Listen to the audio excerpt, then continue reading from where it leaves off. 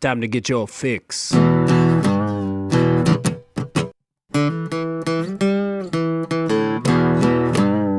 It's a horrible gaming podcast. It's not good, it's not great. Horrible gaming podcast. It's not even what you would call fair. It's really not that good.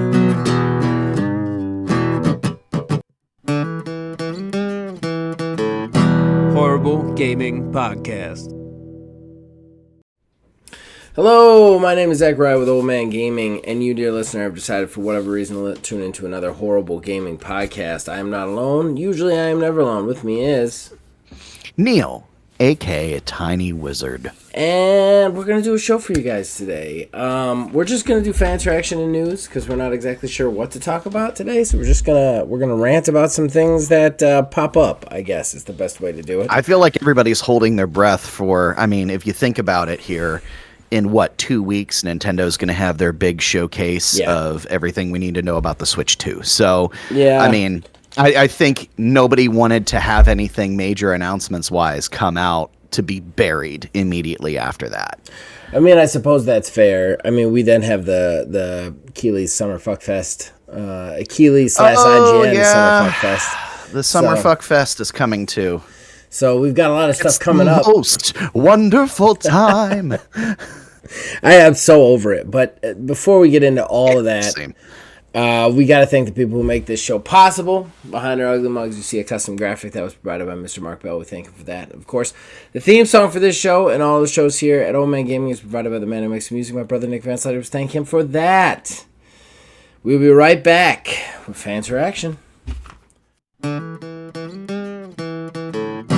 Horrible Gaming Podcast. All right, ladies and gentlemen, that brings us to our first segment, our most important segment. That is fan interaction. That's where we read out the comments that you, the fans, write. We talk about them, we riff about them, all that fun stuff. Jason's usual onslaught starts us off today. Turtle power! Exclamation point. Yes, my phone went off at some point, and that is always his response, and I will never not love it. Continuing, he then says, I don't really eat candy bars anymore, but I will eat a Snickers. Snickers are the best. I don't agree with this. Good. I like Snickers. I will say I like a Snickers bar every once in a while. I get a hanger, but I do not agree that they are the best candy.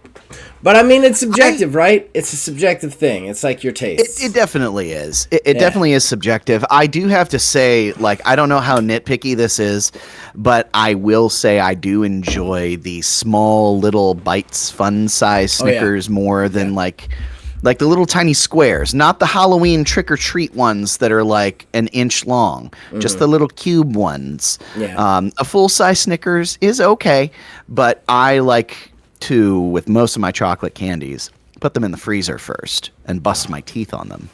You and your freezer candies, man. The only thing I like refrigerated is a Kit Kat. Refrigerated Kit Kat. Oh, Kit Kats. You have to freeze Kit Kats. You have got to freeze Kit Kats. Honestly, my favorite candy is Sour Patch Kids.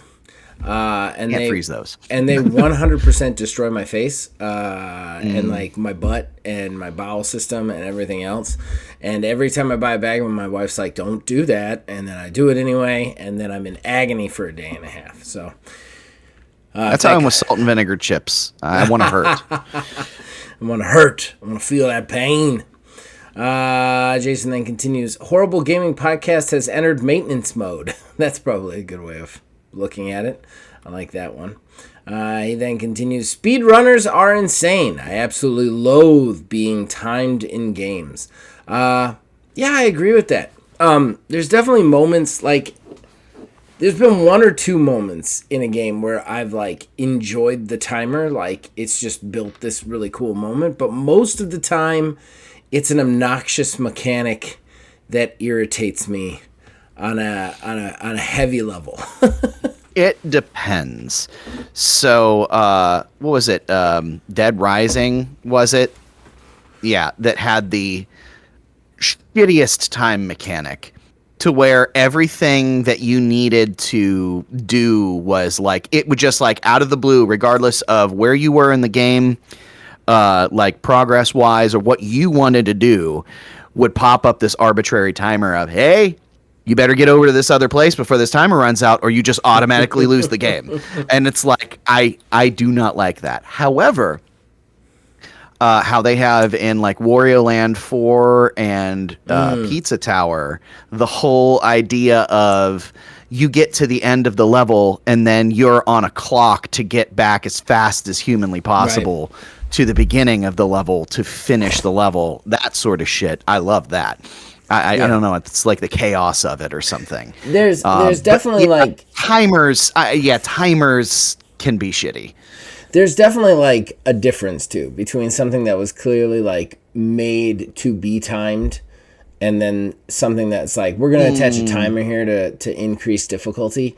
And like the second part is just never good or fun in any way, shape, or form, in my opinion. I think the first part can be fun depending on how you put it in the game, how you implement it, and how you look at things. I especially like, I don't know if I'd like them, but there's certain moments in like, what do they call them? Now it's the turn-based strategy, but it's like the hex, like Wasteland or whatever, when it'll be like, there's going to be a bomb explode and you have to get through this, and you have like an amount of turns before the bomb explodes. Oh, yeah. And then it's like, they did a little bit of that in Baldur's Gate. Yeah, exactly. So there's like, okay, there is a timer, but it's not quite a timer.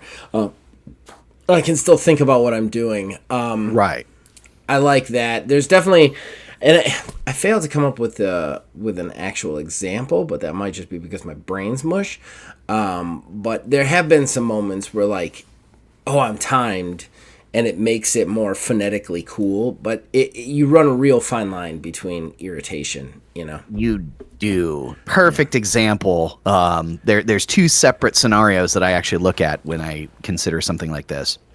Devil May Cry 3 has a mission where you basically get this item that forces you into your devil trigger. But if your devil trigger runs out, you die in the game. The level ends. So then you have to start over again. That I kind of like because it forces you to like play the game a little bit different, and it's kind of like a race against yourself thing. Metroid Other M does this thing where basically like you have to get permission to use your shit, and there's one thing you never technically get permission for, and it's power bombs, and you have to know or think to do this. There's a point where Samus gets eaten in morph ball mode, and the only thing that you can do is lay a power bomb to destroy this thing to get out. But the game doesn't tell you this. It just lets you go and die until you figure it out. So it's like an unnecessary pressure to like figure out something that you have not been told that you can do when the game up until that point has said, this is how this shit works. Nice. All right, so then continuing, Jason is going to make me sing. Somewhere out there, someone's pooping too. Someone's thinking of me and my giant poo. It's been a long time since I've seen An American Story, An American Tale, so I hope I did it justice for you there, Jason. Then continuing, finally, we had William Huin. Hi! Exclamation point. Just for the record, I have 2 kids, not 3. What? Fable is delayed? Oh my god! Thanks for the show. Hashtag TIL means today I learned. So, I am sorry, Will. I thought you had 3 kids. I have no idea why I thought you had 3 kids, but I thought you had 3 kids. I remember you have a daughter. I remember you have a son, because I've watched your videos with your son. I've watched your videos with your daughter. For some reason, I thought there was a 3rd kid. I have no idea why. And I apologize deeply from me to you. Fable's delayed. Surprising no one, obviously. In any way, shape, or form. And honestly, their little alpha leaves more questions than answers as far as I'm concerned as to when we'll ever see that game. Again, Fable and the next Elder Scrolls game, I have already resigned myself to never seeing that in my lifetime. If I do, okay. But I am not at all upset about this because I don't think that they are ever going to actually come out.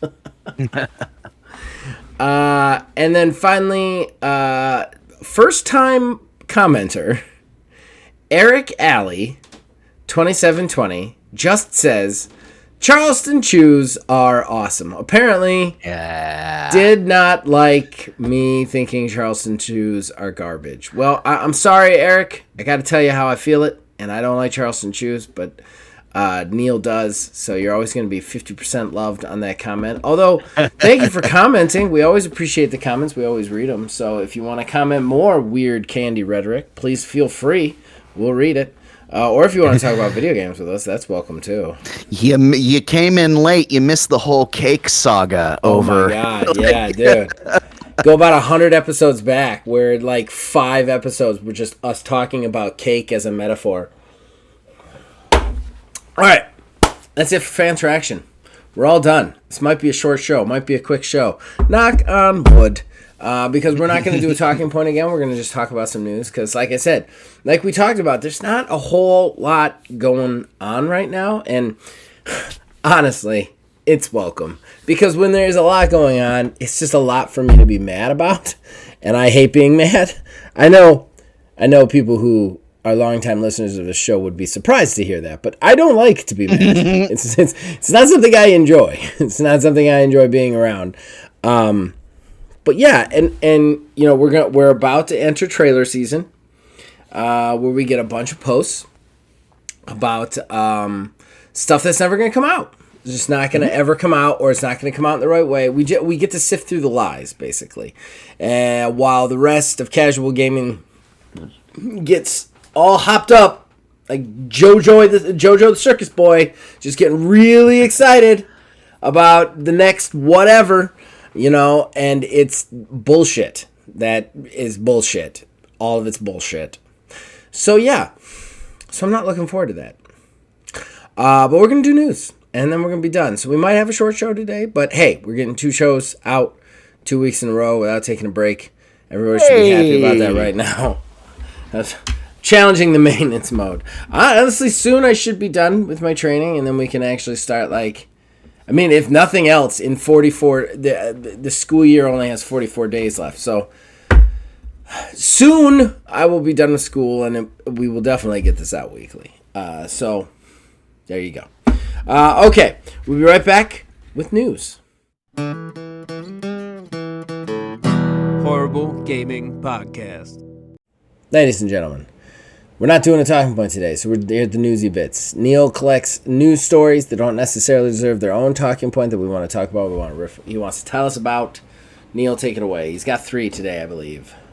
Yes. 2 of them that are probably going to be kind of quick, and 1 that we may dive into a little bit. All right. So apparently at one point there was a plan for Marvel to make a gaming universe alongside the cinematic universe. This was actually earlier on. I unfortunately neglected to write down the time frame from the article that I read. But yeah, at one point there was talk of doing something along those lines, to where you had just multiple games of Marvel characters individually, and then eventually it would culminate in like an Avengers style game that would kind of bring everything together. It is kind of interesting that Marvel games are kind of starting to take off, and that has not really come to fruition yet. I think that's more so because everybody's terrified that it's going to be ruined, because of everybody's just gun shy after the Avengers game. They have that Captain America and Black Panther game coming out at some point this year that sounds very interesting, that I've seen absolutely nothing really for yet gameplay wise. But yeah, I mean, it's a possibility, I guess. I mean, let's just keep the money machine churning and just make MCU but games. So Marvel has been having a hard time at the box office lately. Yeah. They're not making a lot of money on their movies. First of all, I don't think it's logistically possible to do in video games what they did with the MCU, unless they're willing to go on a much smaller scale. And I don't think they're willing to do that. I mean, No. you look at the No. the turnaround for these big budget AAA games is like 3 to 5 years. It's not like a Marvel movie that you get that you pump them out like 2 a year. Like how do you coordinate that? You know what I mean? How do you coordinate a universe that isn't even going to start for 5 years? Or that already has a game out that you want to connect to, but you still have to take 5 years to connect to that. Like logistically, that doesn't make sense. For one, number two, how do you connect them? Because a video game version of you have to have the same studio do them all. Like that's the only answer. Like you can't have Ubisoft do the Spider-Man game over here and then have Bethesda do the Iron Man game and have those in any way, shape, or form interchangeable or able to work. So how logistically do you do that? Because they all have to kind of feel the same, and they wouldn't. So, I think that, there is, logistically that doesn't make sense. Video games are such a different beast than movies that I don't think it's... And again, video games are one of those things that you have to consider the player interaction with it. Whereas with movies, you don't necessarily have to consider the viewer interaction with it. You have to hope you have enough to bring them to the theater, but you don't really have to care how they interact with it. You have to more care in video games how the player interacts with something. And if a player interacts with a game about Iron Man very differently than they do about a game about Spider-Man or a game about Captain America, you expect different things from those games, Monolith and Warner Brothers was doing this with a lot of their games after Arkham Asylum kicked off big. Everything that Warner Brothers produced had that press this button to counter, jump around, hit combos, dodge, punch, whatever, including Mad Max, which I would say arguably is the least, the most complained about system in that game is the fact that the combat feels like Batman, or Shadow of Mordor. I think that you'd have to do something like that for a bunch of video games to connect at the end,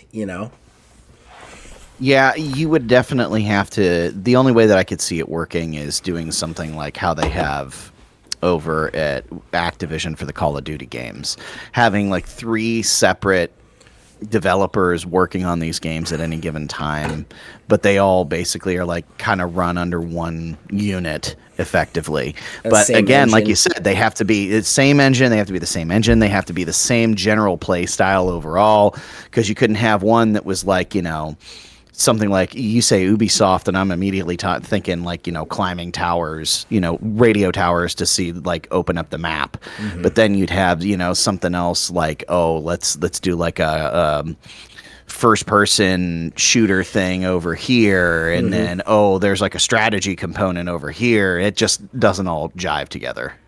It just doesn't. How do you do a first person, third person strategy management game? It just doesn't work. There's too many different games in there. Give it to Kojima. He'll do it. Neil, no, don't give anything to Kojima. He's too busy making rain babies. I got nothing to do with it. He's a lunatic. All right, so it does seem like Game Informer might be teasing some sort of comeback. There's been some motion online with just some promotional materials and everything kind of floating around on social media. There's been no confirmation or denial. I will be honest, after what happened with G4 TV, I don't know if I want Game Informer to come back, because it was all the harder the second time around with G4 TV when it went by the wayside. And I've already felt that hurt once, I don't think, unless the only way that they could make this work is if they brought back a lot of the old crew and it was fully independent. If they wanted to start their own thing and it wasn't housed under like the GameStop umbrella, it was its own deal. Potentially, I could see hope for that, but at the same time, I would really hope that they would just kind of stay focused and kind of do the same sort of thing that they were doing before. But who knows what's going to happen with that? Here's the problem, right? The problem is that if you want to be a company, you have to, as much as you want to provide a service to people, you have to also look at how do you make money. It's cold hard facts, right? Cold hard truth. It's not a fun truth. It's not something we enjoy, but it's the truth. If you want to exist in capitalism, you have to be like, how do I make money, right? Game Informer doesn't have a way to make money. When you are, let me ask you a question. When you want to find out a bit of gaming news, what do? What's the first thing you do? Just Google it. Okay, that's not what I would do, but what's the second thing you would do? Probably look up a video on YouTube. Okay, still not. The first thing I do is click on IGN. I click on the IGN app. That's the number one thing. And I hate IGN, but that's where you're going to get the news story first. Then I'd go looking for YouTube so that I could get some opinions on it or maybe some like behind the scenes stuff, because I don't believe stuff I see on YouTube first, because anybody can post anything on there, you know? So like I wouldn't go to YouTube first, and I wouldn't go to Google first, because Google would probably send me to YouTube because you know Google owns YouTube. But I would go to IGN first to see if there's any merit to it. Then I would start searching for it. So I think regardless of how you do it first, you can agree with me that the beast is IGN, right? Like for gaming news, that's the beast. That's where you go. They don't worry about print media because print media is dead. They don't worry about magazines because magazines are dead. They don't worry about how to get those to you. They just worry about, here's a scoop, putting it on their website and getting it out there. And they're also posting stuff on YouTube. They're also posting stuff on Google. They already have this kind of integration because, let's face it, they got there, they streamlined it, and now they're the biggest dog on the block. Are there some other media news sites? Sure. There's your PC Gamer, there's your GameSpot, but they pale in comparison to IGN, right? So Game Informer decides to come forward. How does Game Informer make money? How do they take, it's the same as looking at making a game as service in a flooded market. How does that game make money versus your Overwatches, versus your Rainbow Six Siege? How does it make money? And I don't think Game Informer does. I don't think it has a way to that. I think it's lost too much credibility. I think anybody who wants to find out about the games, the first place they're going is IGN. That's where they're going. And that sucks because I think IGN kind of sucks in a lot of ways. They tend to have a way of controlling the media outlet. They control the narrative, basically. It's never good when one place controls the narrative, but they do. They control the narrative. They tell you whether it's good or bad right off the bat. And other people tell them whether they want it to be good or bad. And that sucks, but that's just the way it is. So how does Game Informer make money here? And there's just not a way.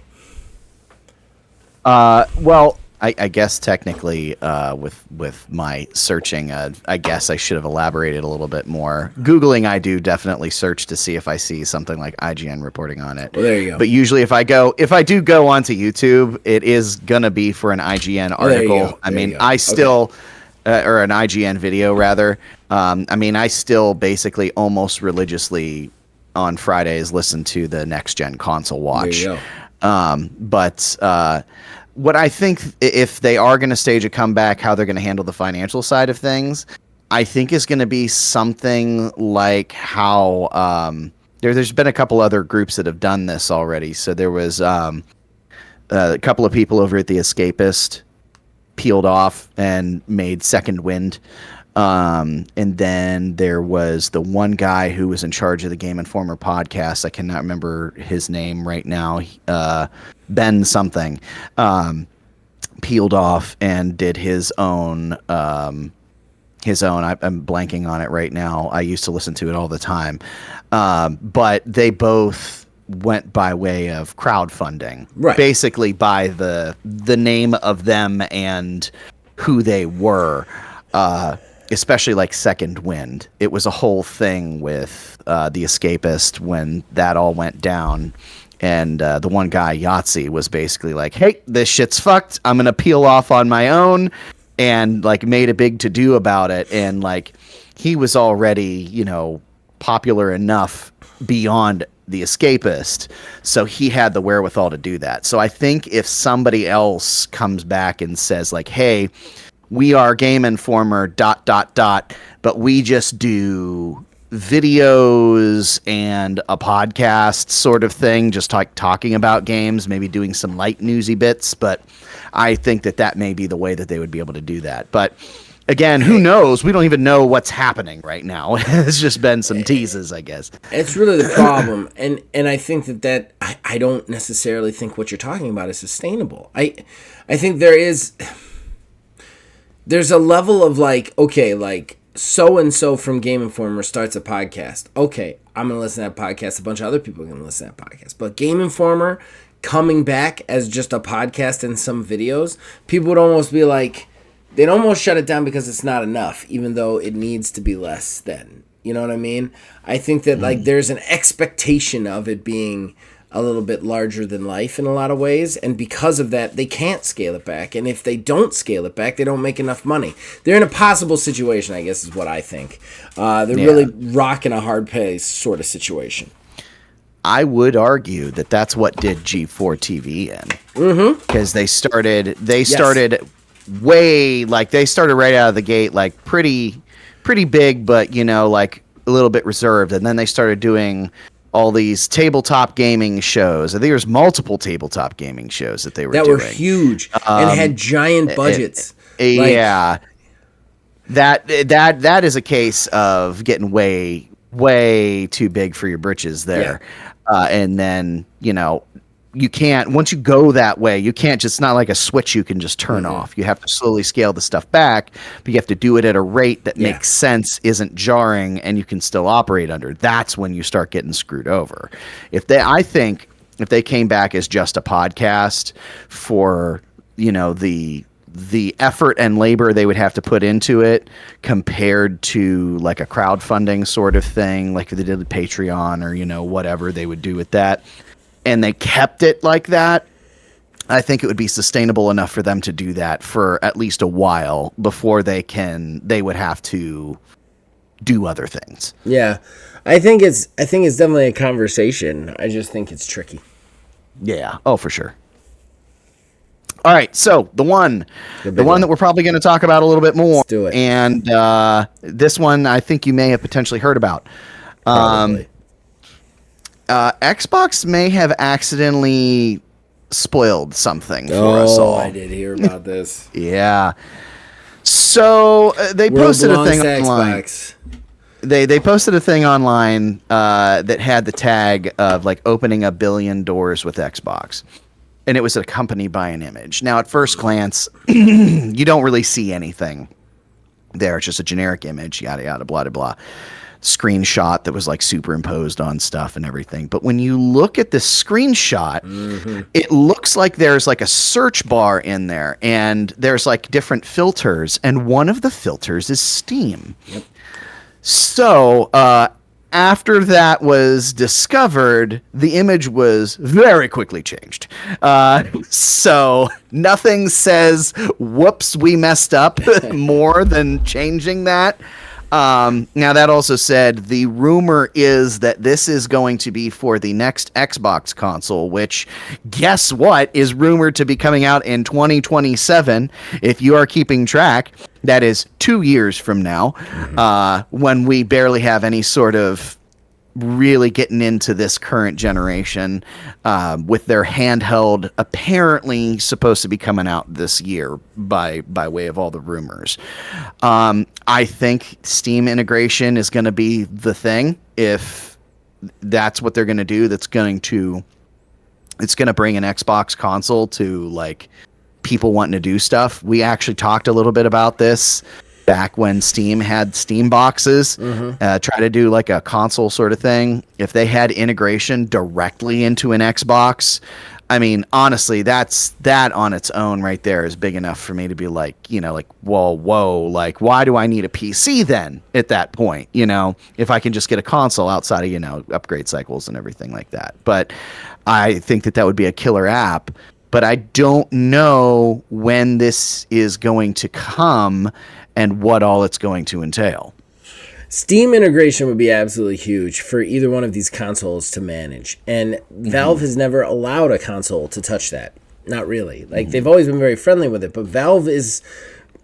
One thing people have to understand is Valve is a console unto itself when you really think about it. Like, Valve and Steam is the PC console. Like, yeah, there's Epic Games, but it's kind of not that great and whatever, it's there.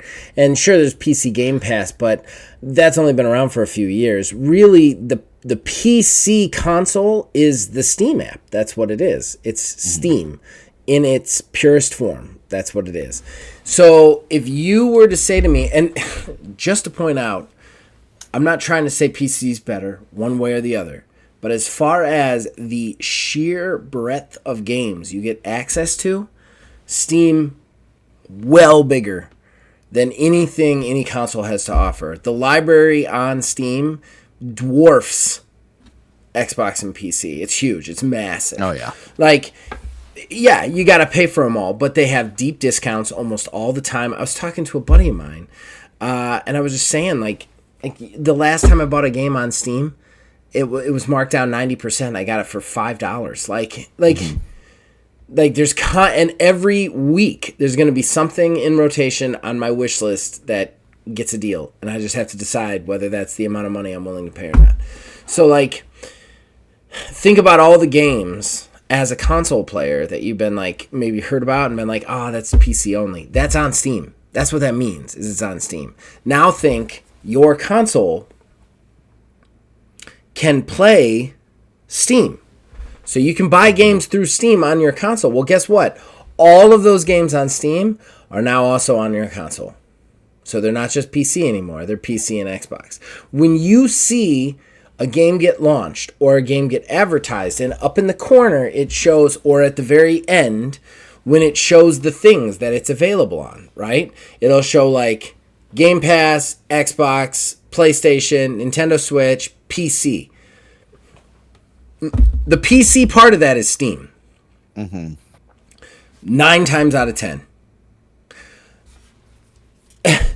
Unless you're a freak and run Linux. So think about this. Think about Xbox getting this. And Xbox is like, so those little wipes at the end are no longer just PC. They're also Xbox. Wish list on Steam or Steam on Xbox. That's huge. That's it. That is the end all be all. That is the over the rainbow end of the rainbow. At that point, yeah, it doesn't matter whether you're playing console or PC unless you're talking about specs, because you literally have access to everything. There's nothing held from you one way or the other, Yeah, and what I do think would be interesting to see is like what that implementation is, because at the same time, like, okay, are we talking about local, like you download and install it on your Xbox, or are you doing like a remote access streaming thing through your console, from your computer? These are things that we would have to kind of figure out in the end. But I mean, on its own, it is huge. It's absolutely huge. I mean, if that does end up going through how we think it's going to. Now, I mean, there could be restrictions. There could be, who knows, it could be like an extra tier of Game Pass. Microsoft is going to Microsoft it up somehow. So, I mean, that could be it. Or if it's some sort of additional subscription service that you have to pay for through Steam. I mean, we've talked about this before. If Steam gets a Game Pass sort of thing, I mean, that on its own is massive enough. What that could entail, though, I mean, I'm not quite sure. But I mean, I don't think there would be really truthfully like anything bigger than that outside of like, the rumors of, Halo's coming to PlayStation, like all those, when those rumors were going around. Because Steam has always been PC exclusive. I mean, up until relatively recently, now we have our handhelds, you have streaming abilities, and if it runs on an Xbox, that's it. That's it. Game over. I'm gonna go ahead and put my tinfoil hat on, because I don't think that you do a deal like this with Valve and you sit on it for 2 years. I don't think you do. I don't think you do at all. I think that is something that is coming way sooner than we think it is, because you just don't. You don't like make a backroom deal with Valve to have Steam on your console and not get that shit on your console as fast as humanly possible, because that's the win button. So I think that there are a lot of people in the room right now trying to make this work, and those people are the people that maybe leaked this by accident. You know what I mean? Because they're trying to make this work. On top of that, I think it's got to be local. I don't think it's a streaming thing. I don't think it's like a Steam Play or anything like that. I think it's like you have to make it so that I can go into my Steam via my Xbox and I can download it right to my Xbox. And honestly, there's no reason you can't. I mean, the consoles have been little PCs for like the last 3 generations anyway. The only difference is your console has an OS that keeps it from doing PC things, basically, that optimizes it just for gaming things. That's why it is what it is. And that's the only thing that makes it a console compared to my PC, is that I can search, is the OS. That's it. It's really it, right? Like, that's what we're talking about, is the OS. The operating system. It's the only thing that really makes them different anyway. So the only thing you're talking about is converting some part of the operating system to be able to run Steam and to be able to download those games and put them somewhere on your hard drive. That's not hard. That's not going to be hard. To be honest, I'm surprised that there isn't people already modding their consoles to do this already. So, like, I feel like we are going to see this way before the new console comes out. I think that whole like rumored to be on the next console thing is bullshit. I think that this is coming sometime soon, because you don't have this deal and not use it. You don't have this gun, this bullet, and not shoot it, I almost kind of wonder if like what they're really going for with something like this is, because we've talked about before, this Xbox handheld is supposed to be coming out this year. Yeah, that's confusing. And when you think about when you think about these handhelds and what they've basically been, you can have a Steam Deck that runs just Steam OS and Steam games, or you can have the handheld PC, which is geared towards Xbox games and Game Pass, and can be finagled to run Steam as well, but it's not a good experience. Right. What if this handheld that they're making is the marrying of both of those? A Game Pass machine that also runs Steam games. That'd be pretty epic. And that would separate it a little bit from the other things. Honestly, the handheld is the only thing that doesn't like fit in my head for the like, just like, I don't know, at this point I feel like I know Phil Spencer. At least I know what he's trying to do. You know what I mean? Just having watched him for as many years as we've watched him, and seen the emails and all the stuff that's come out and seen his moves, and I feel like, okay, I know what he's trying to do. The handheld doesn't make sense to me. It just doesn't. I don't understand why they're releasing a handheld. They've got this. The Steam Deck's already out there. Especially if you have a deal with Valve to put Steam anywhere on any of your consoles. I just go to Steam and be like, hey man, we already got a deal.